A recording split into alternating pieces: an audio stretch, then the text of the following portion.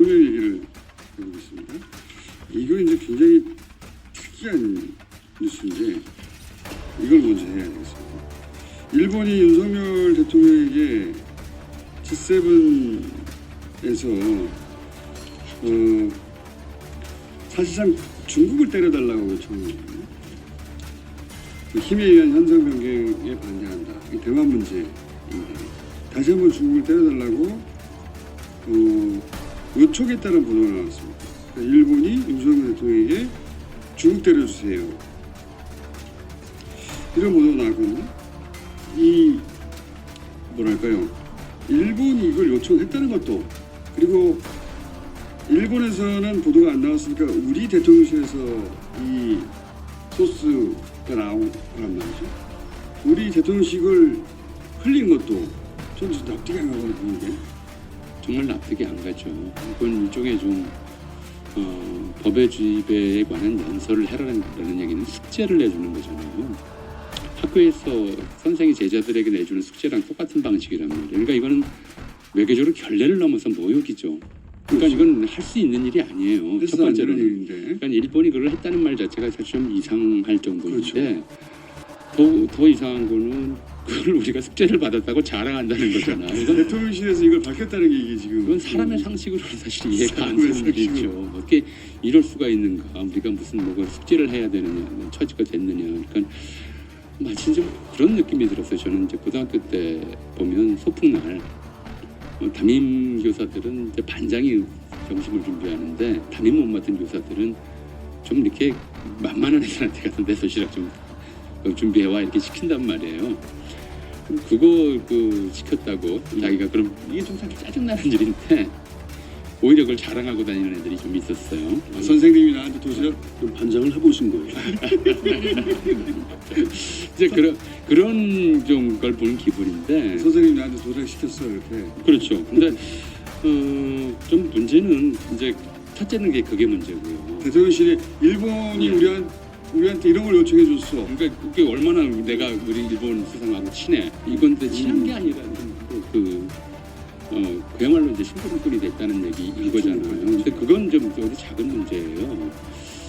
더 심각하게 제가 보는 것은 숙제의 주제가 법의 지배라는 거잖아요. 그러니까 현상적으로는 이제 힘에 의한 대만과 양안 관계 현상 변경에 반대한다는 얘기가 되지만 일본이 어떤 숙제를 내주면서 밑밥을 안 깐 적이 없고 또 한국인들에게 숙제를 내줄 때는 늘 한국에 손해가 되는 일들을 지켰어요. 예를 들어서 한국에 손해되는 일을 지켰죠. 그러니까 한국 강제병합을 앞두고 일주내를 시켜서 합방 청원서를 만들게 됐죠. 그다음에 그러니까 우리가 그렇죠. 합방을 일본에 요청하는 걸로 그렇게 함으로써 이제 일본에 대한 비난을 없애버리고 한국인들끼리 싸우게 만든 거죠. 두 번째도 그 유명한 이제 민족말살정책기업 한국시민의 서사도 사실 그 문안을 한국인들이 만들었어요. 자기들이 한국인을 노예화하기 위한 문안을 만드는데 한국인한테 시키는 거예요. 그게 이제 한국시민의 서사로 나왔던 거죠. 이게 두 번째 문제인데 마지막으로 좀 그것 때문에 더 좀 문제가 되는 것은 사실은 이 법의 지배라는 표현이 중국의 문제인데 더 나아가 보자면 일본이 요구하는 바에서 주장해온 바에 따르면 독도 문제도 여기에 포함이 돼요. 그러니까 우리는 이제 일본은 이제 이 문제를 늘 이제 국제사법재판소로 가져가고 싶어했고, 그 포석도 있을 수 있고 우리는 이제 실효적 지배를 하고 있으니까 이건 말도 안 된다고 얘기했잖아요. 이게 만약에 법적 문제, 국제법적 문제로 전환이 돼서 국제사법재판소에 간다면 우리는 이겨야 본전이고 일본은 져도 본전이란 말이에요. 그 쓸데없는 일을 하게 되는데 이미 이렇게 연설을 해버리면 우리 스스로 대통령 스스로 그런 얘기를 해버리면 일본이 이걸 국제사법재판소로 가져간다고 할 때 무슨 이제 반발을 할 수 있겠어요. 저는 일본의 그동안의 이제 외교적 실수를 보자면 윤 대통령을 하여금 이 말을 하도록 숙제를 내준 것이 이중삼중 그렇죠. 이중에 그 다음 노림수가 있는 것이 아닌가. 과거에 그래 왔기 때문에 굉장히 우려스럽죠. 야, 김태구 의원. 네. 아까 상식적으로 이해가 안 된다 이렇게 말씀하셨는데 당연히 이해가 안 되는 현상이라고 생각합니다.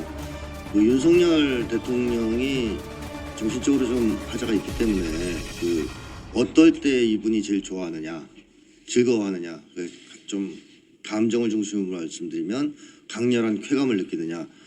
형님들이 칭찬해 줄 때입니다. 그러니까 아랫사람들이 칭찬하는 거는 전혀 기쁜 일이 아니에요. 당연한 거죠. 예, 우리가 칭찬하면 화낼 수도 있어요. 듣기 싫다 막 이러면서. 힘센 사람이 칭찬을 해줘야 되는데 미일 상전이 칭찬해 주는 것만큼 윤석열 대통령 홍보시키는 일은 없습니다.